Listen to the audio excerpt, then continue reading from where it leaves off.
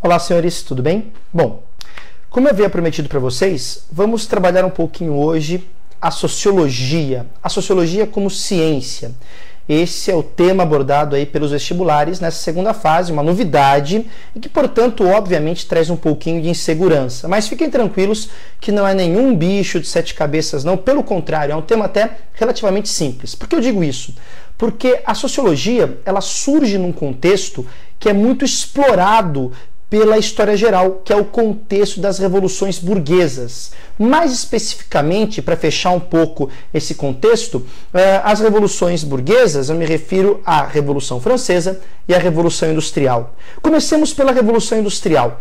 A sociologia, ela surge como uma ciência preocupada em explicar uma série de mudanças que estavam ocorrendo na Europa no final do século XVIII, começo do século XIX. E dentre as várias mudanças que ocorriam, uma que mais chamou a atenção foi a mudança econômica, a mudança causada pela Revolução Industrial Inglesa, que depois se espalha por toda a Europa e posteriormente por todo o mundo.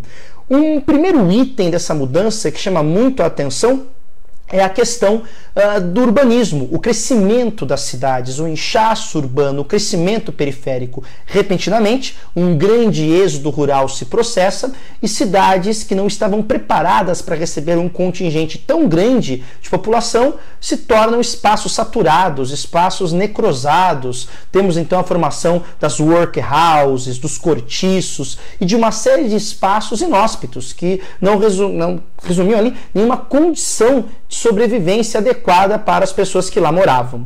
Portanto, nós vemos aí na cidade a formação de um grande contingente social em um espaço relativamente pequeno, dando origem a uma série de novas relações sociais. A mesma coisa podemos notar dentro das fábricas. Se antes da Revolução Industrial nós tínhamos um ritmo de produção, um ritmo de trabalho ditado muitas vezes pela agricultura, pelas estações do ano, por fenômenos que fugiam ao controle dos homens, com a indústria nós temos cada vez mais o desenvolvimento de um trabalho racional, de um trabalho cada vez mais, digamos assim, científico, dentro de uma lógica científica, de uma lógica voltada então para a ação e reação, para resultados pré-definidos e por aí afora. Um exemplo disso é a própria descrição apaixonada que Adam Smith faz de uma primeira, entre aspas, linha de produção que ele vê em funcionamento nos Estados Unidos, né? Uma fábrica de alfinetes que ele fica encantado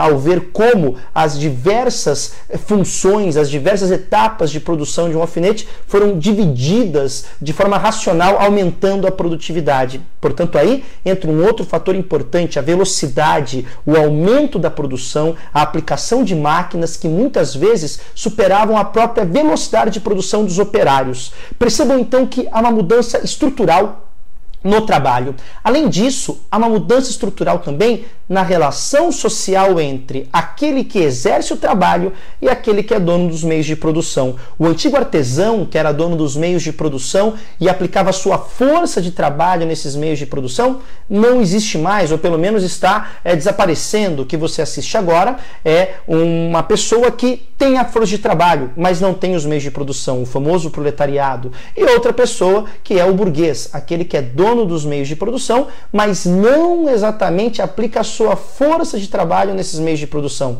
Ele contrata a força de trabalho pagando um salário e aí surge uma relação tensa.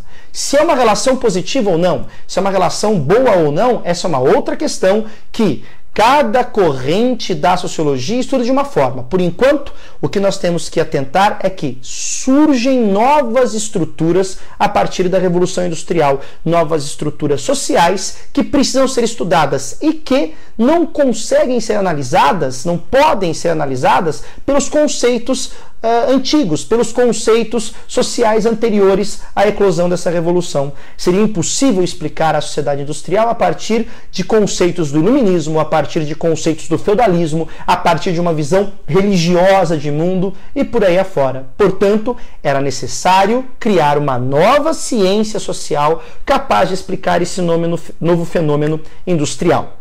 Bom, isto posto a Revolução Industrial, nós temos também a Revolução Francesa, que altera sobremaneira dois aspectos fundamentais da sociedade europeia. Primeiro, o aspecto político. A Revolução Francesa derruba a monarquia francesa, que era o principal modelo de absolutismo na Europa, e coloca em prática, na sua etapa mais radical, uma república democrática. Portanto, pega o modelo republicano romano, pega o modelo democrático grego e funde esses dois modelos. Uma coisa inédita até então na história. Roma foi republicana e não democrática. Grécia foi democrática e não republicana. Ah, mas temos a Inglaterra da Revolução Puritana, sim, que foi uma república, mas não foi democrática também. Portanto, agora nós temos o Estado definido como um bem público, o Estado definido, portanto, como um bem que deve ser administrado, visando a geração de benefícios para toda a comunidade, e não como a propriedade de um monarca ou de um governante. E temos também a noção da democracia, da isonomia, da igualdade de direitos. E a aplicação dos princípios liberais, o liberalismo jurídico, o direito à vida, à liberdade e à propriedade como direitos universais e inalienáveis, também a divisão dos três poderes, o liberalismo político e, obviamente, o liberalismo econômico, a crença na economia como funcionando livre da intervenção humana. Aliás, essa visão do liberalismo econômico, essa visão da economia como uma ciência natural foi muito forte no começo da sociologia, influenciou a própria sociologia como um todo, que nasce como uma ciência que visava descrever e compreender, esse termo é fundamental, compreender os processos sociais. A sociologia não nasce como uma ciência de transformação, de revolução. Não, pelo contrário, ela nasce até com um caráter mais conservador, um caráter que visava compreender o que estava acontecendo e, a partir dessa compreensão, permitir uma adequação da ordem social dentro dessas mudanças. Outra palavra fundamental no começo da sociologia, ordem. Portanto, senhores, antes de começarmos a abordar os diferentes autores, as diferentes escolas, é fundamental fixarmos esse contexto. A sociologia é fruto de uma nova sociedade europeia que se formava, tanto do ponto de vista econômico, quanto do ponto de vista social e político. Portanto, foquem esse contexto. Antes de estudar a sociologia como ciência, tenham um domínio sobre o processo das revoluções burguesas do finalzinho do século XVIII e começo do século XIX. A partir desse contexto, nós abordaremos os diferentes autores. Mas isso fica para um outro vídeo que eu posto amanhã para vocês. Muito obrigado pela atenção de vocês e espero que essa introdução tenha ajudado a começar a compreender um pouquinho melhor a sociologia como ciência. Um grande abraço a todos e até a próxima.